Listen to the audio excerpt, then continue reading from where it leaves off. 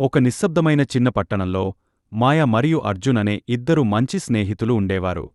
వారు తమ ఇళ్ల దగ్గర ఉన్న అరణ్యాన్ని ఎల్లప్పుడూ అన్వేషించడం ఇష్టపడేవారు. ఒక సూర్యకాంతి నిండిన మధ్యాహ్నం వారు ఒక పెద్ద అరుపు విని, ఒక చిన్న కుక్క ఒక పడిపోయిన చెట్టుమీద వేగంగా పారుతున్న నది మధ్యలో చిక్కుకుపోయిందని గమనించారు. మాయ భయంతో అంది, మేము ఏమి చేయాలి? అది పడిపోతుంది.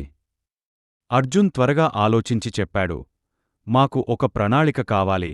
మరియు మనం కలిసి పనిచేయాలి. మాయ ఒక పొడవాటి చెట్టు కొమ్ము తీసుకువచ్చింది. అర్జున్ తన స్కార్ఫ్ను భద్రతా తాడులా కట్టుకున్నాడు.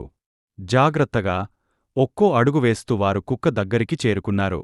చివరి ప్రయత్నంతో మాయ కుక్కను పట్టుకుంది. అర్జున్ వారిని భద్రంగా ఒడ్డుకు తీసుకొచ్చాడు. కుక్క సంతోషంతో తోక ఊపుతూ వారి ముఖాలను ప్రేమగా తడిమింది. స్నేహితులు ఒకరినొకరు చూసి చిరునవ్వు పెట్టుకున్నారు.